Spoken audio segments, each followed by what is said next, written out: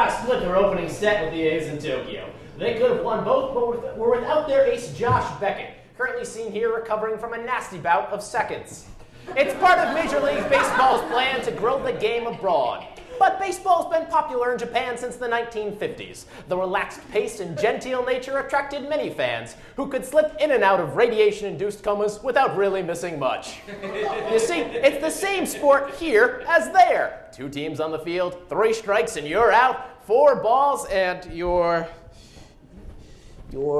the recipient of a most excellent pleasure march of hurler's shameful accuracy.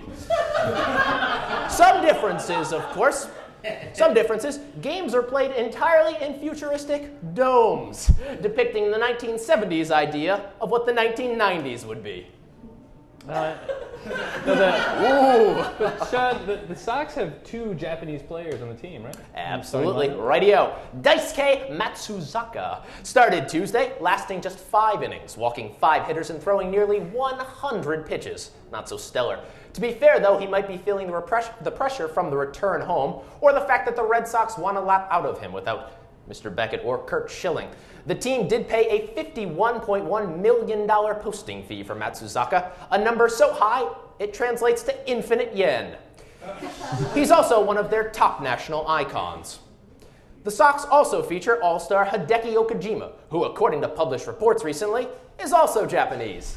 He's starting to get very, very popular in Boston, so much so that manager Terry Francona is getting much more consistent in being able to tell him and Daisuke apart. That's Terry.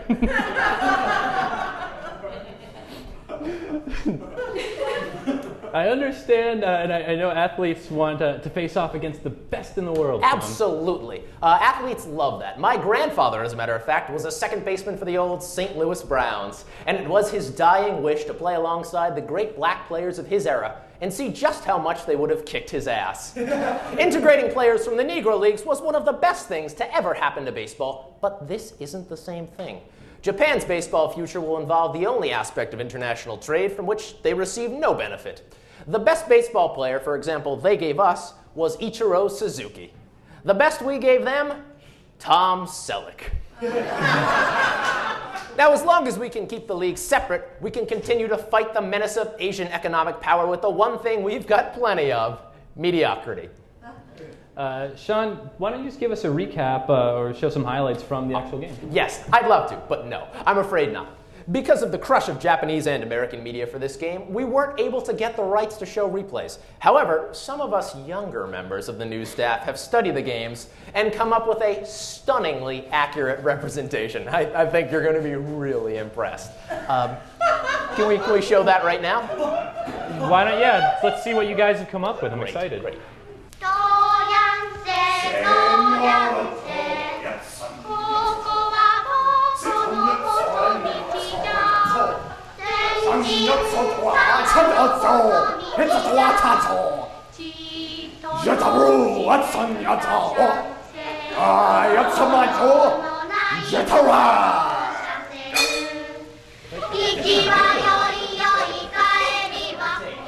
No, that doesn't look like a baseball.